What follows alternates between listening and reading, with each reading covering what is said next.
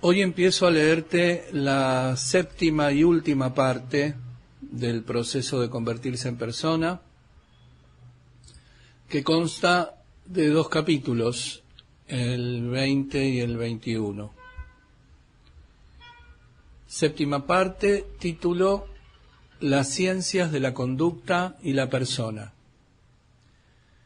Me preocupa profundamente la posibilidad de que las ciencias sociales en desarrollo se utilicen para controlar al individuo y despojarlo de su personalidad. Sin embargo, creo que estas ciencias pueden emplearse para ayudar a las personas a mejorar. Título del capítulo 20: El creciente poder de las ciencias de la conducta. En cursiva: hacia fines de 1955, el profesor B.F. Skinner, de Harvard, me invitó a participar con él en un debate amistoso en la convención de la Asociación Psicológica Americana, que se realizaría en el otoño de 1956. Sabía que nuestras ideas acerca del empleo del conocimiento científico para modelar o controlar la conducta humana eran muy diferentes, y por esa razón sugirió que un debate resultaría útil, pues nos ayudaría a aclarar el problema. Skinner deploraba el hecho de que la mayoría de los psicólogos no se mostraran dispuestos a hacer uso de su poder. Abre comillas. Por el momento los psicólogos no se atreven a asumir el control donde ello es posible, ni a desarrollarlo donde no lo es. En la mayor parte de los servicios todavía se da importancia a la psicometría, y esto se debe en cierta medida a la reticencia a asumir la responsabilidad del control. Es curioso, pero nos sentimos impulsados a ceder el control activo de la conducta humana a quienes se apoderan de él con propósitos egoístas. Cierra comillas. Ambos coincidimos en que una discusión de esa naturaleza sería útil para estimular el interés en un asunto de verdadera importancia. El debate se llevó a cabo en septiembre de 1956 y atrajo a un auditorio numeroso y atento. Como suele ocurrir en los debates, la mayor parte de los asistentes sintió, al retirarse, que se habían confirmado sus puntos de vista originales. El texto de la discusión se publicó en la revista Ciencia, noviembre 30 de 1956, 124 páginas 1057 a 1066. Más tarde, al recordar esta experiencia, lamenté que hubiera sido un debate. Si bien tanto Skinner como yo habíamos tratado de evitar que se convirtiera en una verdadera discusión, el tono había sido intransigente.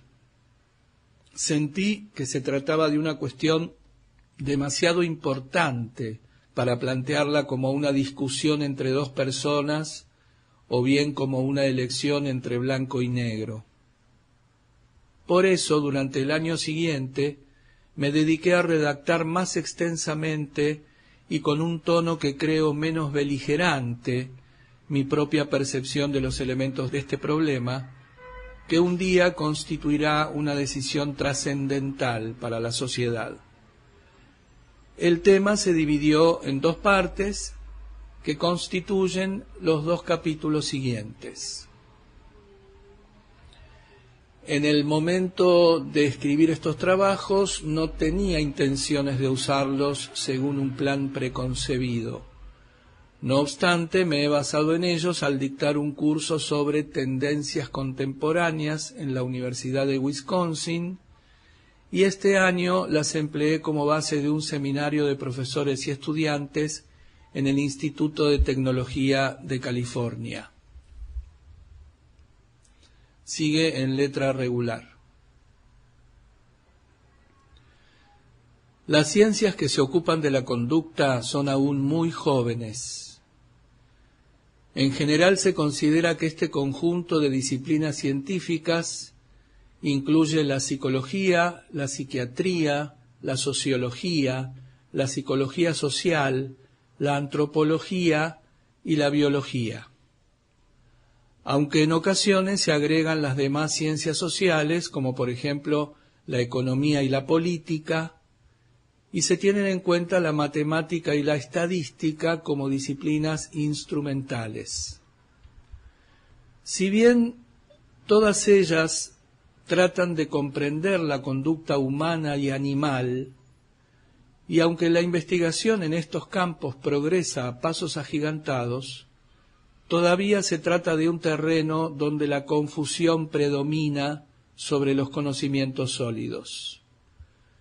Los estudiosos de estas disciplinas tienden a destacar nuestra gran ignorancia científica sobre la conducta y la escasez de leyes generales que se han descubierto.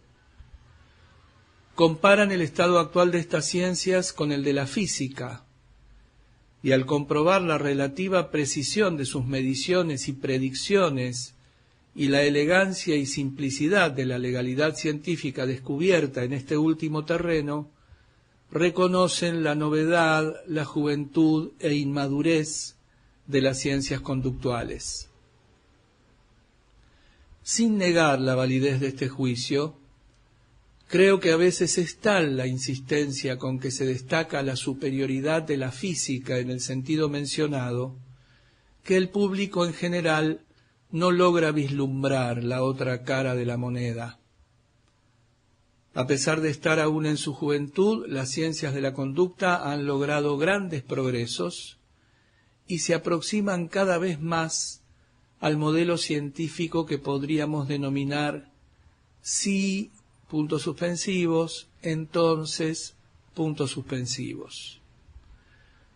Con esto quiero decir que han avanzado mucho en el descubrimiento de relaciones regidas por leyes, de manera que si se cumplen ciertas condiciones, entonces se observarán ciertas conductas predecibles. Pienso que muy pocos conocen la extensión, amplitud y profundidad de los avances realizados en las últimas décadas en el campo de las ciencias de la conducta. Son aún menos los que parecen advertir los profundos problemas de orden social, educacional, político, económico, ético y filosófico que plantean estos progresos. En este capítulo y en el próximo me propongo cumplir varios objetivos. En primer término, me gustaría esbozar, de manera impresionista, un cuadro de la creciente capacidad de las ciencias conductuales para comprender, predecir y controlar la conducta humana. Luego quisiera señalar los serios problemas que esos logros nos plantean, tanto desde el punto de vista individual como social, para entonces sugerir una solución provisional que para mí es significativa. Título: el, entre comillas, cómo en las ciencias de la conducta. Tratemos de forjarnos una idea acerca de la significación de los conocimientos en el terreno de las ciencias de la conducta, analizando brevemente algunos estudios específicos y examinando su significado. He intentado seleccionar ejemplos que pusieran de manifiesto la diversidad de los trabajos que se están llevando a cabo en la actualidad. Me veo limitado por el alcance de mis propios conocimientos y no pretendo afirmar que los ejemplos escogidos representen realmente una muestra seleccionada al azar de las ciencias de la conducta. Estoy seguro de que, puesto que soy psicólogo, elegí gran parte de los ejemplos en el campo de mi especialidad. También preferí los que se relacionan sobre todo con la predicción y el control potencial de la conducta, en lugar de aquellos cuya principal significación reside en el hecho de que aumentan nuestra comprensión de la conducta. Sé que con el correr del tiempo estos últimos estudios conducirán también a la predicción y control, pero su relación con ese tipo de problemas no se advierte aún con tanta claridad. Al presentar estas muestras del conocimiento científico, las enunciaré en palabras sencillas, sin emplear los diversos términos que exige una exactitud rigurosa. Cada una de las afirmaciones generales que formularé se apoya en investigaciones adecuadas, aunque, como todo hallazgo científico, cada enunciado expresa un cierto grado de probabilidad, no una verdad absoluta.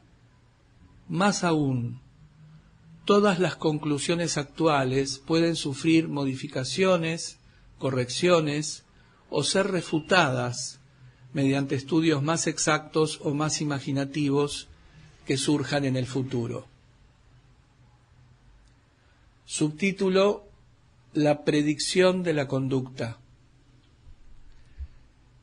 Teniendo presentes estos requisitos y factores de selección, veamos algunos de los avances de las ciencias de la conducta en los cuales predomina el elemento de predicción.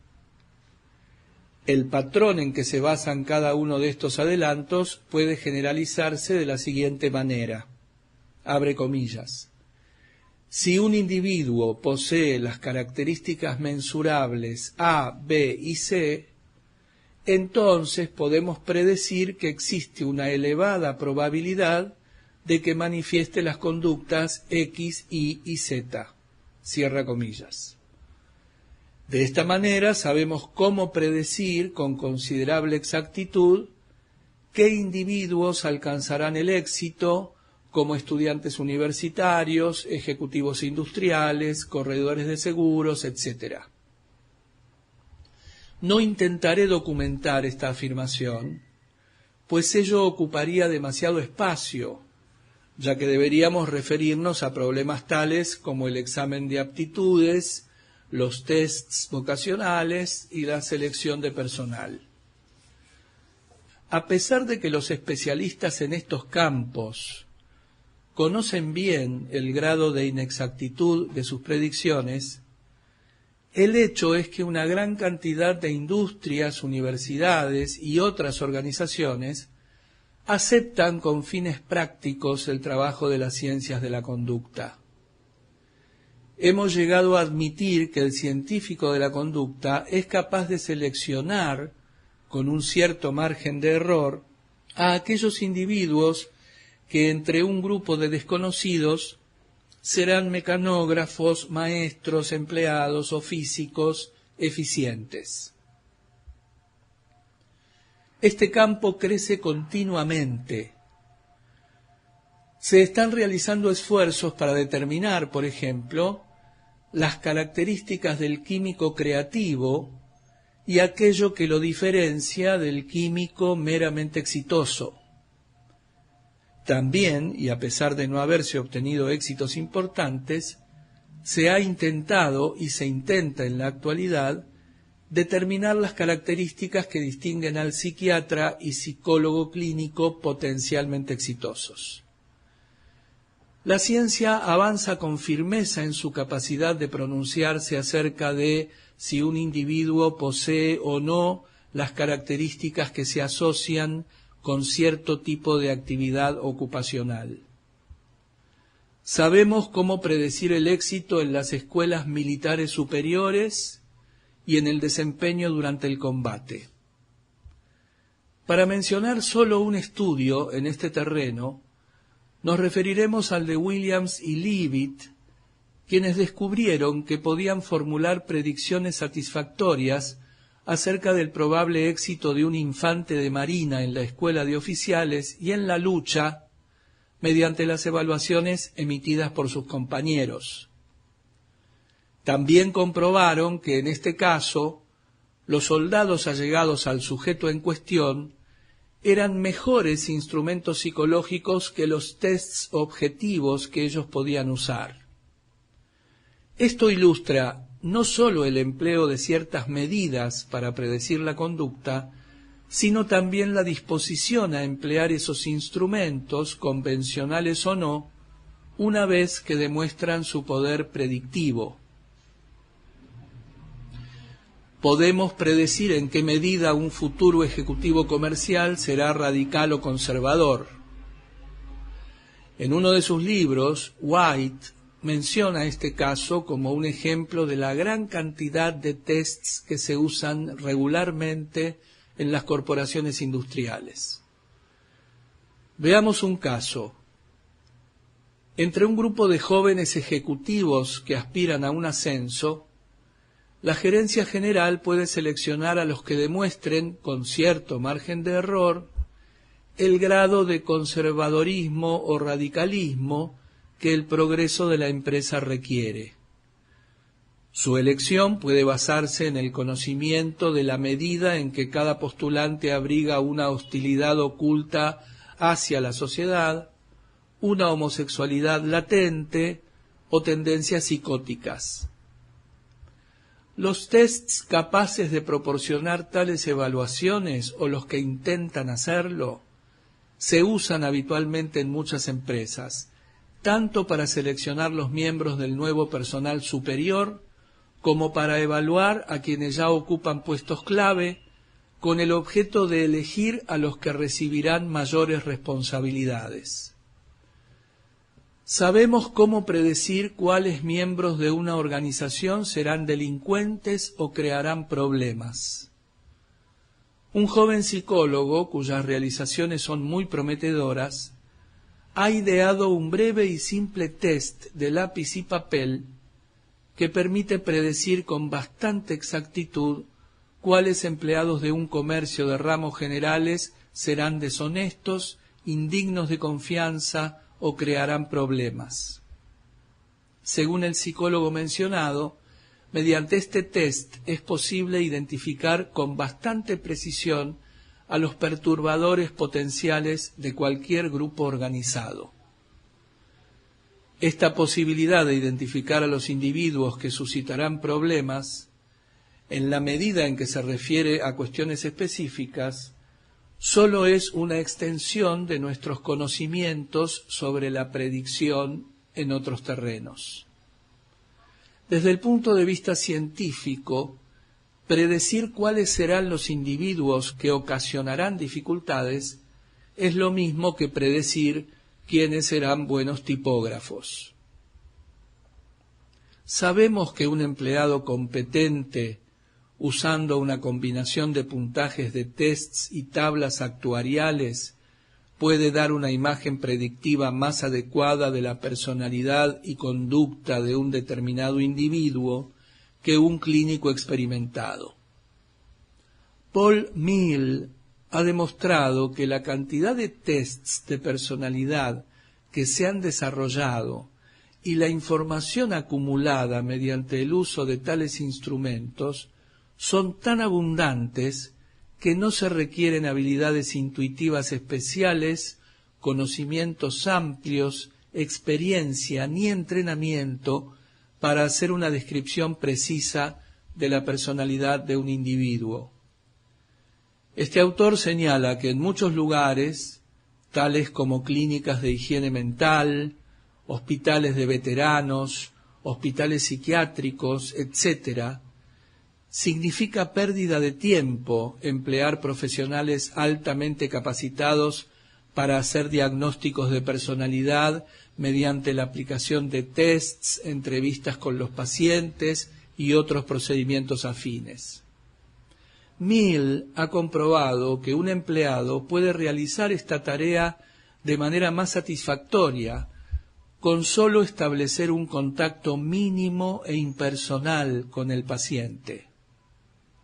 En primer término, es necesario administrar una cierta cantidad de tests y evaluar sus resultados. Luego, el perfil de puntajes se debe verificar con tablas actuariales preparadas sobre la base de cientos de casos. Esto proporciona una descripción adecuada y predictiva de la personalidad, con lo cual el empleado solo tiene que copiar la combinación de características que se relacionan estadísticamente con la configuración de los puntajes. A partir de los hallazgos de Mill, es posible extraer una conclusión lógica que nos permite avanzar un paso más allá en el desarrollo de los instrumentos psicológicos para la medición, apreciación y evaluación de las características humanas y la predicción de ciertos patrones de conducta sobre la base de esas evaluaciones. En realidad, no hay ningún motivo para conservar al empleado que propone Mill. Una computadora electrónica bien programada podría evaluar los tests, analizar los perfiles, brindar una imagen más adecuada de la persona y predecir su conducta de manera aún más satisfactoria que un ser humano. Podemos determinar cuáles son las personas que se dejan influir con facilidad y se adaptan a las presiones grupales, y cuáles las que nunca ceden ante tales influencias. Dos estudios independientes, pero que arrojan resultados similares, demuestran que los individuos cuyas respuestas a las figuras del test de apercepción temática exhiben ciertos temas de dependencia, o quienes en otro test acusan sentimientos de inadaptación social, inhibición de su agresividad y tendencias depresivas, serán persuadidos con facilidad y cederán ante las presiones grupales.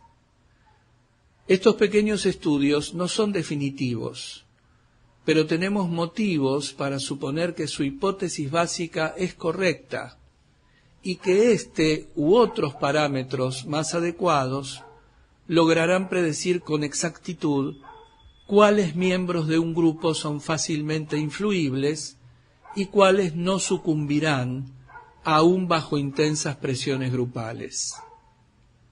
Sobre la base de la manera en que los individuos perciben el movimiento de un punto luminoso en una habitación oscura, podemos predecir su tendencia a ser prejuiciosos o no.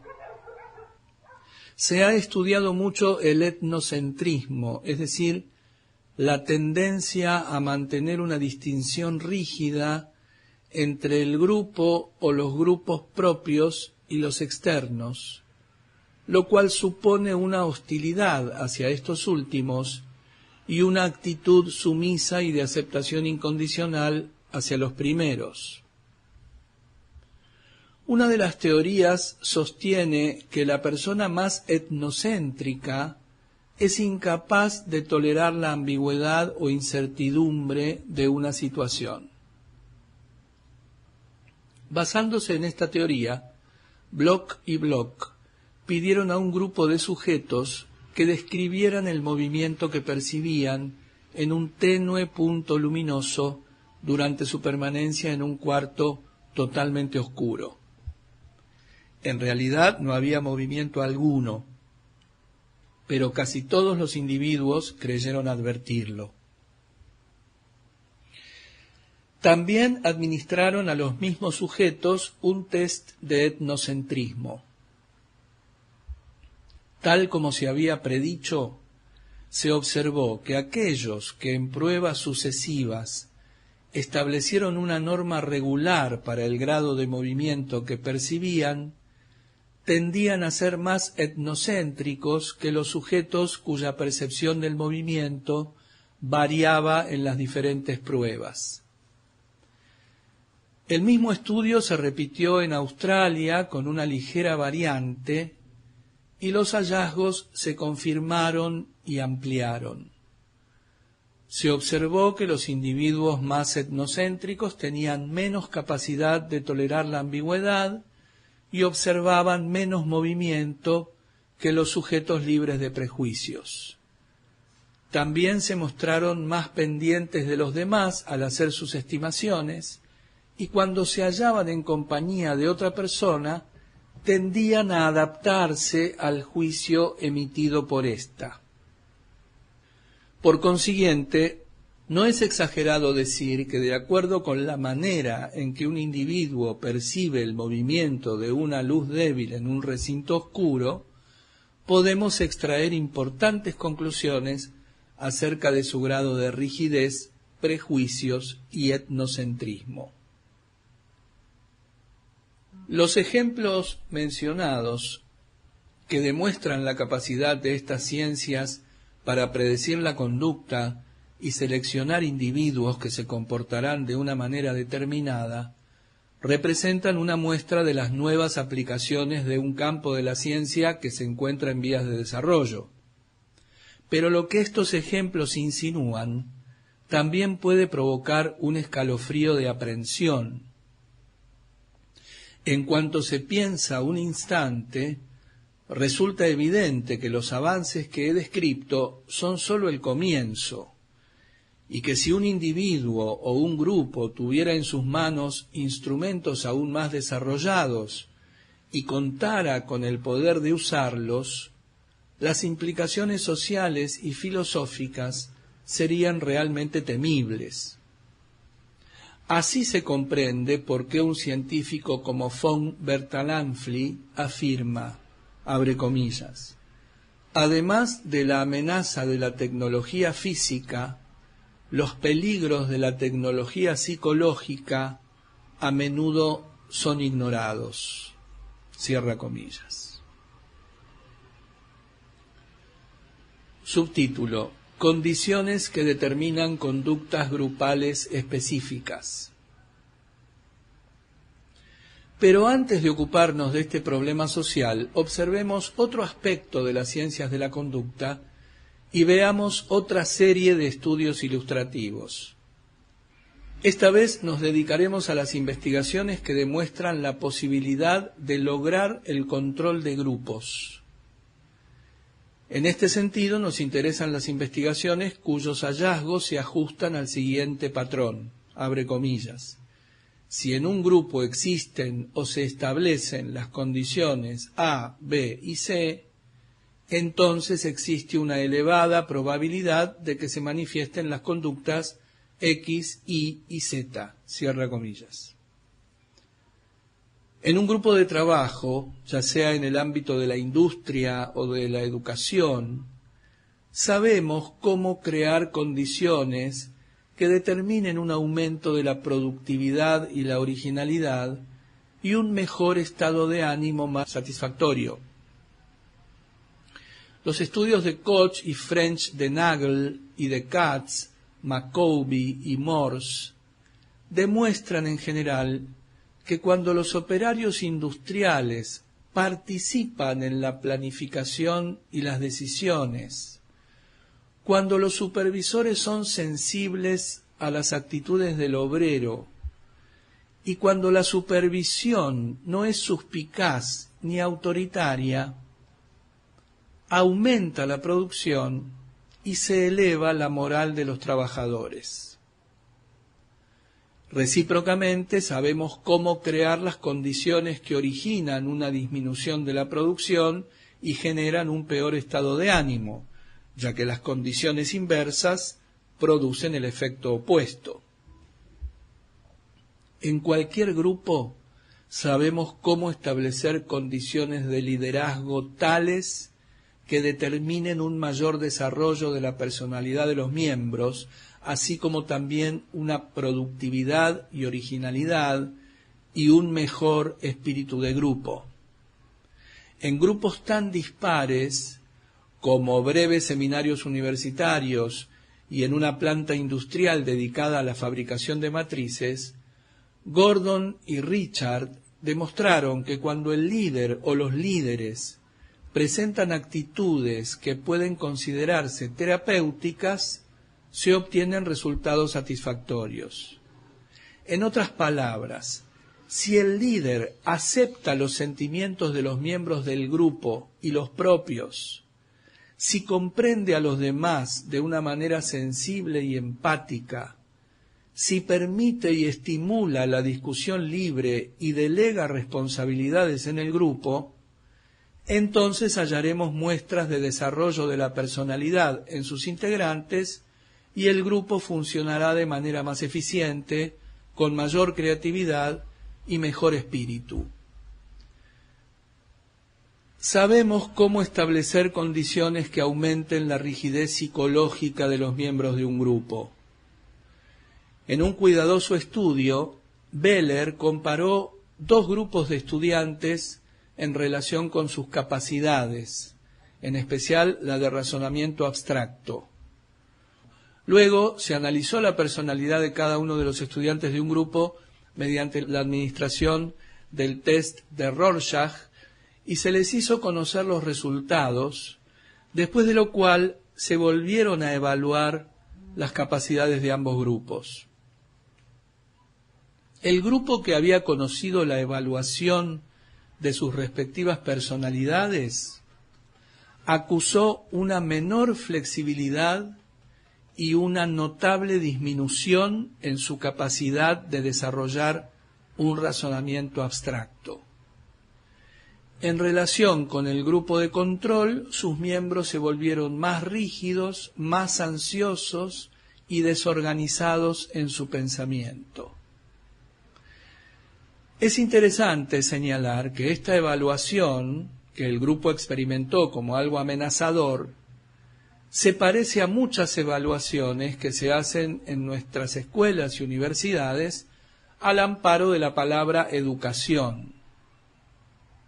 Sin embargo, por el momento solo nos preocupa señalar que sabemos muy bien cómo establecer condiciones que disminuyan la efectividad del funcionamiento con respecto a tareas intelectuales complejas. Tenemos amplios conocimientos acerca de cómo establecer condiciones que influyan sobre las respuestas del consumidor y o la opinión pública. Pienso que en este punto no es necesario mencionar las investigaciones realizadas. Basta con referirse a las propagandas de cualquier revista, los entretenimientos de la televisión y sus ratings y el aumento de las ventas de cualquier empresa que inicia una campaña publicitaria bien planificada. Sabemos cómo influir sobre la conducta adquisitiva de los individuos y lo hacemos creando condiciones que satisfacen necesidades inconscientes del consumidor que nosotros hemos sido capaces de detectar. Se ha demostrado que algunas mujeres que no compran café instantáneo porque, entre comillas, les desagrada el sabor, en realidad lo rechazan en un nivel inconsciente porque se asocia con el hecho de ser una mala ama de casa, es decir, con rasgos de holgazanería y derroche. Este tipo de estudios, basados en técnicas proyectivas y entrevistas, entre comillas, profundas, han llevado a organizar campañas de ventas cuyo objetivo consiste en estimular las motivaciones inconscientes del individuo, sus deseos sexuales, agresivos o de dependencia, o bien, como en este caso, el deseo de ser aprobado.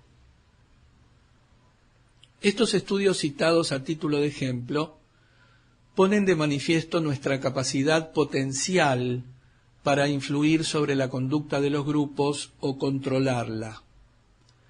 Si tenemos el poder o la autoridad para establecer las condiciones necesarias, surgirán las conductas previstas. No cabe duda de que tanto los estudios como los métodos son aún burdos, pero con toda seguridad se desarrollarán otros más refinados en el futuro. Subtítulo: Condiciones que producen efectos específicos en los individuos. Tal vez más sorprendente aún que el aspecto al que acabamos de referirnos sea el caudal de conocimientos que estas ciencias han acumulado con respecto a las condiciones que provocan determinadas conductas en el individuo. la posibilidad de predicción científica y control de la conducta individual resulta de mayor interés para cada uno de nosotros. Veamos algunos ejemplos aislados de este campo de conocimientos. Sabemos cómo establecer las condiciones necesarias para que muchos individuos consideren correctos determinados juicios, aun cuando se opongan a las pruebas que les suministran sus propios sentidos. Por ejemplo, podrán afirmar que la figura A ocupa una superficie mayor que la figura B, aun cuando sus sentidos les indiquen claramente que eso no es así.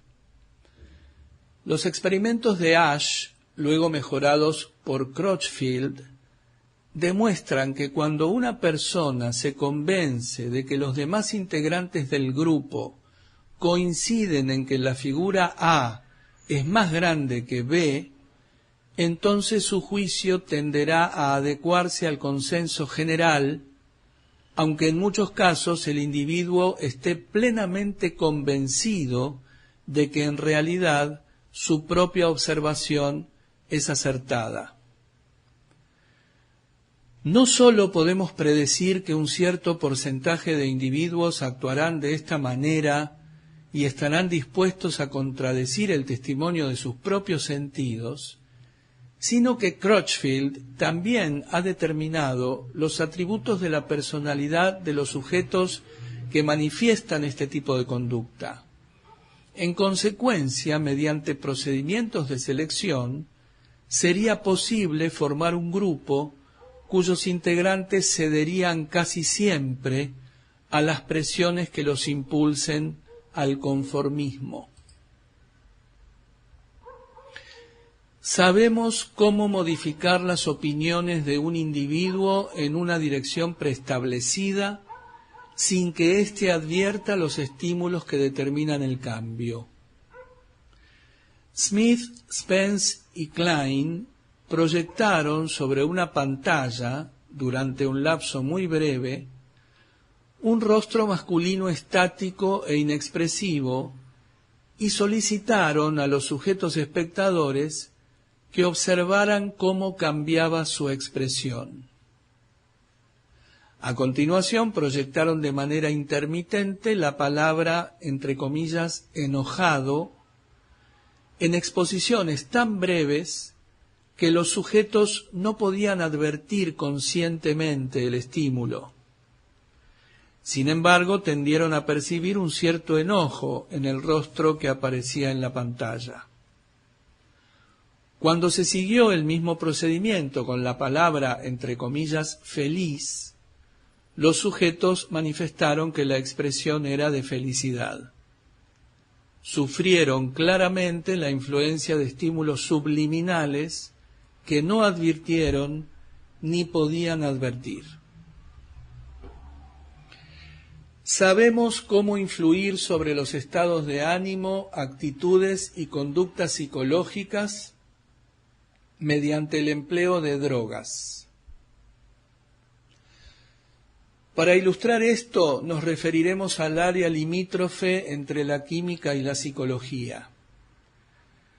Desde las drogas que ayudan a mantenerse despierto mientras se estudia o se maneja un automóvil, y el llamado, entre comillas, suero de la verdad, que reduce las defensas psicológicas del individuo, hasta la quimioterapia que hoy se practica en los servicios de psiquiatría, la amplitud y complejidad del conocimiento alcanzado en este campo es asombroso.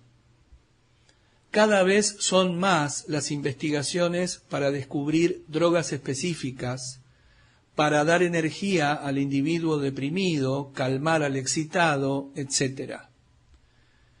Sabemos que en algunos casos se administran drogas a los soldados antes de iniciar el combate, a fin de eliminar el miedo, y algunas marcas registradas de drogas tranquilizantes, tales como el Miltown, ya se han incorporado al lenguaje de todos los norteamericanos, e inclusive a las películas de dibujos animados. Aun cuando queda mucho por descubrir en este campo, el doctor Skinner de Harvard afirma, abre comillas, en un futuro no muy lejano, posiblemente sea posible mantener en cualquier estado las condiciones de la vida normal con respecto a las motivaciones y emociones. Cierra comillas. Si bien este parece un punto de vista algo exagerado, su predicción podría estar justificada en cierta medida.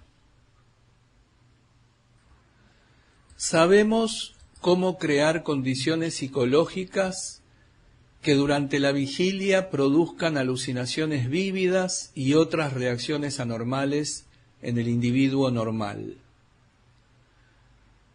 Este dato surgió de manera inesperada como producto colateral de una investigación llevada a cabo en la Universidad McGill. Se descubrió que la supresión o el debilitamiento de todas las vías de estimulación sensorial produce reacciones anormales. Si se obliga a individuos sanos a permanecer inmóviles para reducir los estímulos kinestésicos en un cuarto pequeño, con los ojos cubiertos por antiparras translúcidas que no permiten la percepción, los oídos tapados por almohadillas de espuma de goma y con las manos recubiertas de guantes para impedir las sensaciones táctiles, al cabo de 48 horas en la mayoría de los sujetos se presentan alucinaciones e ideas extrañas que guardan cierta semejanza con las del psicótico. Se ignora cuáles serían los resultados si esta supresión sensorial se prolongara durante más tiempo, ya que la experiencia pareció potencialmente tan peligrosa que los investigadores se rehusaron a continuarla.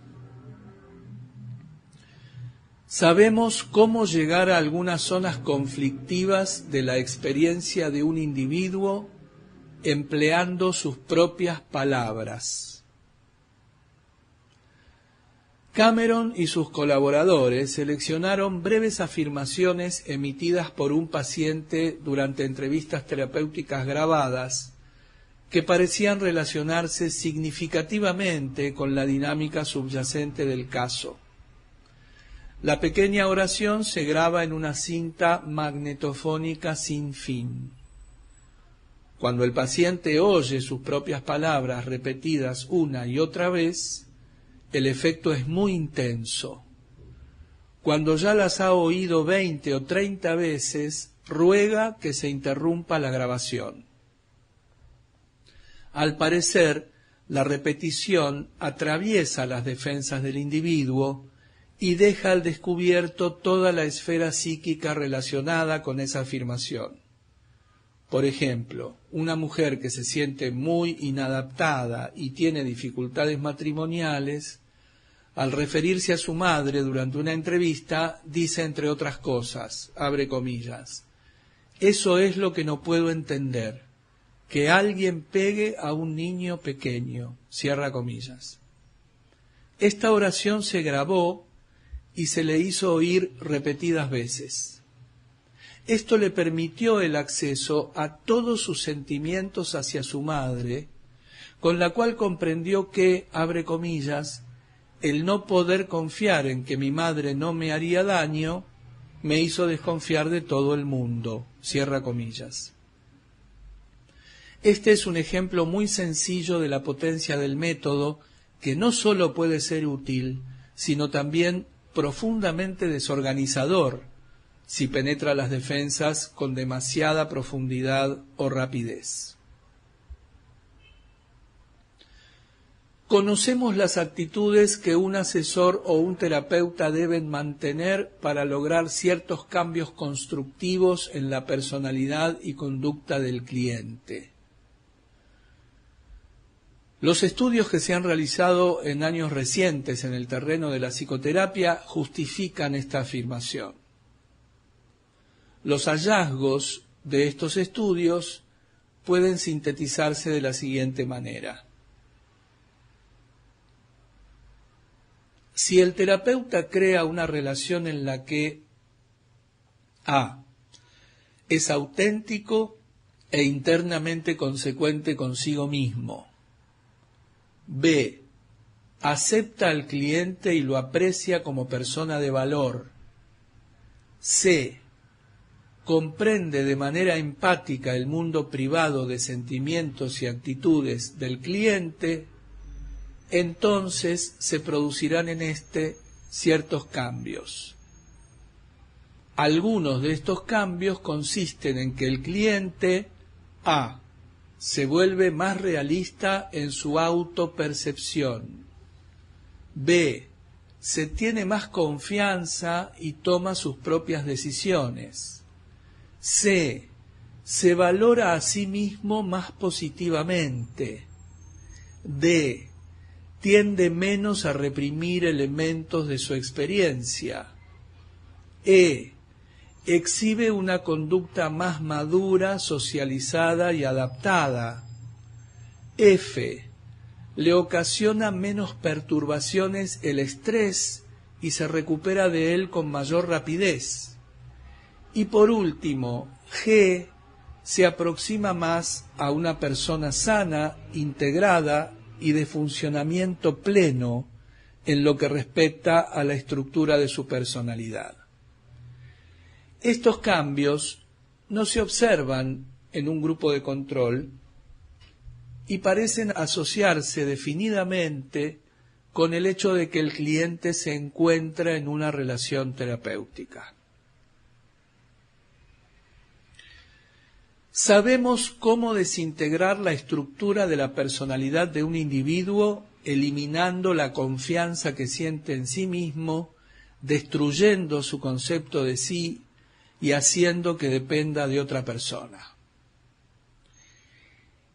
Hinkle y Wolff emprendieron un estudio muy minucioso de los métodos de interrogatorio usados por los comunistas, sobre todo en China, con los prisioneros, que nos da una idea bastante apropiada del proceso que popularmente se conoce como, entre comillas, lavado de cerebro. Su estudio demuestra que no se han usado métodos mágicos ni novedosos, sino una combinación de reglas empíricas. En general se trata de una horripilante inversión de las condiciones de la psicoterapia que resumimos en el párrafo anterior. Si el individuo sospechoso se siente rechazado y permanece aislado durante un largo tiempo, se intensifica su necesidad de una relación humana. El interrogador explota esto creando una relación en la que demuestra un máximo de rechazo y hace todo lo posible por despertar culpa, conflicto y ansiedad.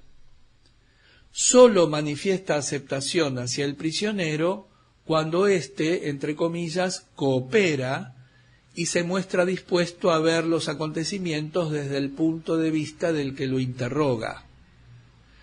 El inquisidor rechaza por completo el marco de referencia interno del prisionero o su percepción personal de los acontecimientos.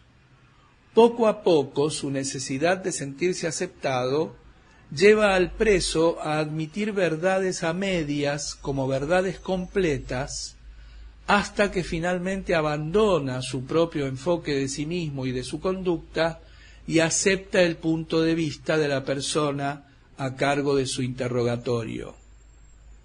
Se siente muy desmoralizado y desintegrado como individuo, tal como si fuera un títere.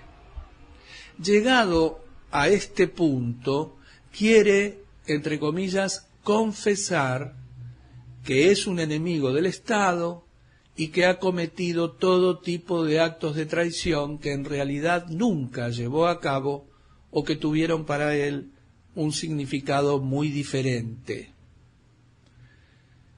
En cierto sentido, no es correcto decir que estos métodos son productos de la ciencia de la conducta, ya que fueron desarrollados por la policía rusa y china, no por científicos. Los incluyo en este momento porque opino que estos métodos podrían haber resultado mucho más eficaces mediante el empleo del conocimiento científico que hoy poseemos. En síntesis, nuestros conocimientos acerca de cómo cambiar la personalidad y la conducta pueden usarse en sentido constructivo o destructivo, para crear o para destruir personas. Subtítulo: Condiciones que producen efectos específicos en animales. Tal vez ya he presentado amplias pruebas del poder a menudo temible de este joven ámbito de la ciencia. Sin embargo, antes de ocuparme de las implicaciones de todo esto, quisiera extenderme un poco más para mencionar solo una parte de los conocimientos que tenemos acerca de la conducta de los animales.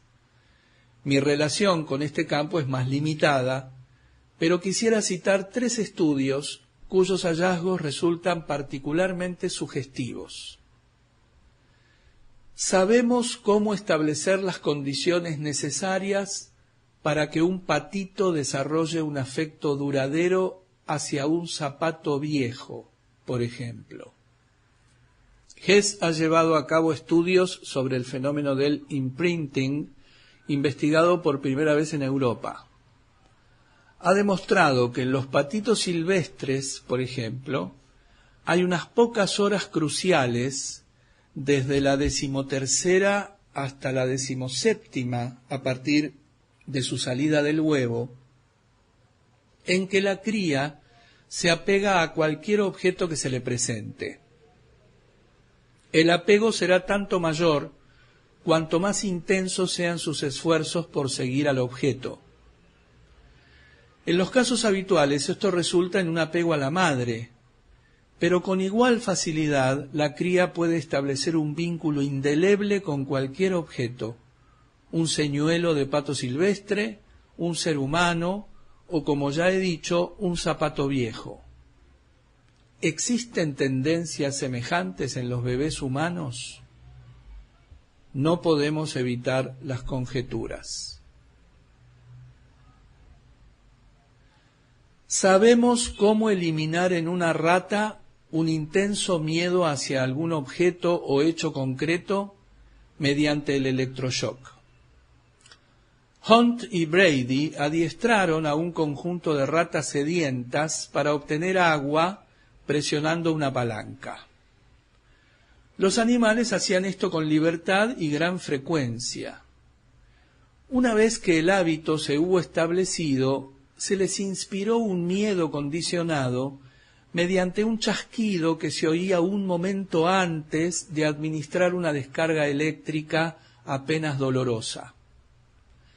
Al cabo de un tiempo, las ratas respondieron con intensas reacciones de miedo y dejaron de presionar las palancas cada vez que escuchaban el chasquido, aun cuando éste no fuera seguido de un estímulo doloroso. Sin embargo, esta reacción condicionada de miedo desapareció casi por completo cuando los animalitos recibieron una serie de descargas eléctricas convulsionantes. Al cabo de esta serie de electroshocks, las ratas no demostraron temor y operaron la palanca con toda libertad, aun cuando se hiciera oír el chasquido. Los autores interpretan sus resultados con mucha precaución, pero resulta evidente el parecido entre este experimento y la terapia de electroshock que se administra a los seres humanos. Sabemos cómo entrenar palomas de manera que dirijan un proyectil explosivo hacia un blanco predeterminado. El interesante informe que hace Skinner de este experimento, que data de la guerra, es solo uno de los muchos ejemplos impresionantes del llamado condicionamiento operante. Este autor tomó una serie de palomas y, entre comillas, moldeó su conducta de picoteo, premiándolas cada vez que se aproximaban picoteando a un objeto previamente seleccionado por él. Así, por ejemplo, podía tomar un mapa de una ciudad extranjera y adiestrar a las palomas para que picotearan solo el sector que incluía alguna industria vital, como podría serlo una fábrica de aviones. O bien podía entrenarlas para que picotearan las imágenes de ciertos tipos de barcos en alta mar. Luego solo fue una cuestión técnica, aunque muy compleja, sin duda, convertir sus picoteos en timón de un proyectil. Colocando 2 o 3 palomas en el extremo de un proyectil simulado, pudo demostrar que aunque éste se desviara considerablemente de su curso, las aves siempre podían reorientarlo hacia su, entre comillas, blanco, mediante el picoteo. En respuesta a lo que los lectores se estarán sin duda preguntando, debo decir que este hallazgo nunca se usó en la guerra a causa del desarrollo inesperadamente rápido de los dispositivos electrónicos, pero podemos estar seguros de que hubiera funcionado a la perfección. Skinner ha podido enseñar a las palomas a jugar al ping-pong, por ejemplo, y junto con sus colaboradores ha logrado suscitar en animales muchas conductas que parecen, entre comillas, inteligentes e intencionales. En todos los casos, el principio es el mismo. El animal recibe un refuerzo positivo, alguna pequeña recompensa, por cada conducta que coincide con el propósito elegido por el investigador. Al comienzo, tal vez, solo las conductas más elementales cumplan la orientación deseada, pero luego se van moldeando hasta convertirse en un conjunto de actos refinados, exactos, específicos y preseleccionados. De la amplia gama de conductas potenciales de un organismo, se refuerzan conductas cada vez más especializadas hasta lograr las que sirven al propósito particular del investigador. Los experimentos con seres humanos son algo menos precisos, pero se ha demostrado que mediante un condicionamiento operante de ese tipo, tal como podría serlo el hecho de que el investigador asintiera con la cabeza, se puede obtener un aumento de la cantidad de palabras en plural o de las opiniones personales que el sujeto expresa sin que éste advierta la razón del cambio de su comportamiento. Según Skinner, gran parte de nuestra conducta se origina en un condicionamiento operante, a menudo inconsciente, por parte de ambos miembros de una relación. Este autor quisiera hacer consciente e intencional el mencionado condicionamiento para que de esa manera fuera posible controlar la conducta. Sabemos cómo proporcionar a los animales una experiencia muy satisfactoria que solo consiste en estimulaciones eléctricas. Olds ha descubierto que puede implantar electrodos diminutos en el área septal del cerebro de ratas de laboratorio. Cuando uno de estos animales oprime una palanca que se encuentra en la jaula, los electrodos transmiten una corriente de intensidad ínfima. Esto parece ser una experiencia tan gratificante que la rata inicia una verdadera orgía, provocándose el estímulo hasta quedar exhausta. Cualquiera que sea la naturaleza subjetiva de la experiencia, esta parece ser tan satisfactoria que el animal la prefiere a cualquier otra actividad. No entraré en especulaciones acerca de la aplicabilidad de este procedimiento a los seres humanos, ni de las consecuencias que esto tendría. Subtítulo: El cuadro general y sus implicaciones. Espero que esta gran cantidad de ejemplos habrán otorgado un significado concreto a la afirmación de que las ciencias de la conducta están realizando grandes avances en lo que respecta a la comprensión, predicción y control de la conducta humana. Sabemos cómo seleccionar individuos que se comportarán de determinada manera, establecer condiciones grupales que originen diversas conductas predecibles por parte de los integrantes del grupo y crear una situación que llevará a un individuo a adoptar un comportamiento específico en una situación dada.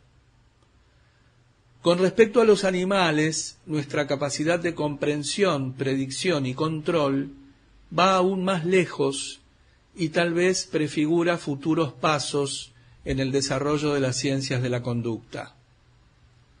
Si la reacción de los lectores se asemeja a la mía, tal vez piensen que la situación que acabo de describir presenta aspectos muy temibles.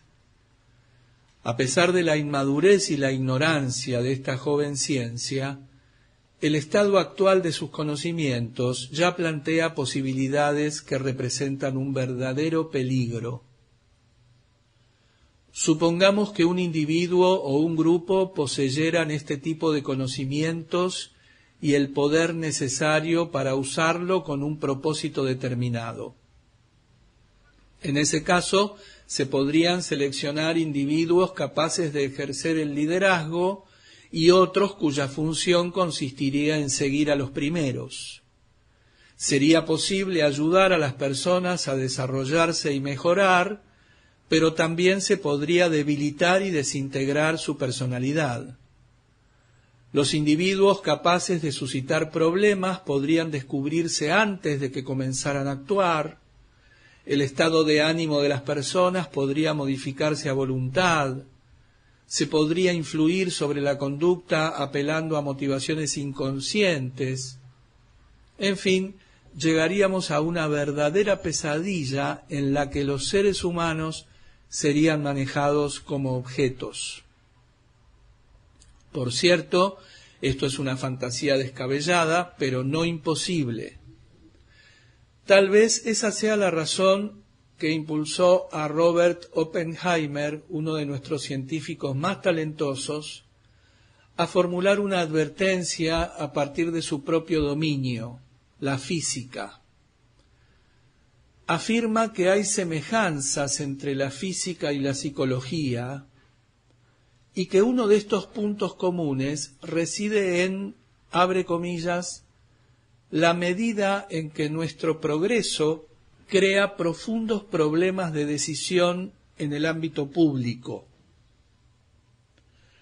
Durante la última década, los físicos se han destacado por sus contribuciones. Cuando la psicología adquiera un cuerpo de conocimientos sólido y objetivo acerca de la conducta y sentimientos humanos, habrá creado un poder de control que planteará problemas mucho más graves que cualquiera de los físicos. Cierra comillas. Quizá algunos lectores piensen que he magnificado el alcance del problema. Pueden asimismo señalar que solo unos pocos de los hallazgos científicos que he mencionado han recibido una aplicación que afecte significativamente la sociedad y que en su mayoría, si bien son trascendentes para el científico de la conducta, ejercen escasa influencia práctica en nuestra cultura. Estoy de acuerdo con esta última opinión. En este momento las ciencias de la conducta están en una etapa equivalente a la física de hace varias generaciones. Como ejemplo bastante reciente de lo que quiero decir, consideremos la discusión que surgió a principios de siglo, está hablando del siglo XX, cuando se planteó la posibilidad de que una máquina más pesada que el aire fuera capaz de volar. La ciencia de la aeronavegación se hallaba en la etapa inicial de su desarrollo y carecía de exactitud. De manera que había estudios que expresaban puntos de vista radicalmente distintos con respecto al tema de discusión. Lo más importante es recordar que el público no pensaba que esa ciencia tuviera valor alguno, ni que pudiera influir significativamente sobre la cultura. Preferían apelar a su sentido común, que les decía que el hombre de ningún modo podía volar en un aparato más pesado que el aire. Comparemos aquella actitud hacia la aeronavegación con la actual. Hace pocos años se nos informó que la ciencia anunciaba el lanzamiento de un satélite espacial, lo cual era un proyecto realmente fantástico. Pero el público había llegado a tener tanta fe en las ciencias naturales que no se elevó una sola voz de incredulidad. La única pregunta que se formuló fue ¿cuándo? Tenemos muchos motivos para creer que lo mismo sucederá con las ciencias de la conducta. Al principio el público las ignora o adopta una actitud incrédula frente a ellas. Luego, en cuanto descubre que los hallazgos de una ciencia merecen más confianza que el sentido común, comienza a emplearlos. El uso difundido de los conocimientos de una ciencia crea una gran demanda, lo cual exige la dedicación de hombres, dinero y esfuerzos. Por último, el desarrollo de la ciencia en cuestión inicia una curva de ascenso vertiginoso. Parece muy probable que con las ciencias de la conducta suceda algo semejante. Por consiguiente, si bien sus hallazgos no tienen aún muchas aplicaciones, no cabe duda de que mañana su uso será muy amplio. Subtítulo: Las preguntas. Tenemos el germen de una ciencia de gran importancia potencial, un conjunto de instrumentos cuyo poder social dejará atrás el de la energía atómica. Por cierto, los interrogantes que plantea este desarrollo serán de vital importancia para esta generación y las siguientes. Veamos algunos de ellos. ¿Cómo emplearemos el poder de esta nueva ciencia? ¿Qué sucede con el individuo en este, entre comillas, mundo feliz? ¿En qué manos estará el poder de utilizar este nuevo conocimiento? ¿Con qué fines, propósitos o valores se lo empleará? Comenzaré a considerar las respuestas en el siguiente capítulo.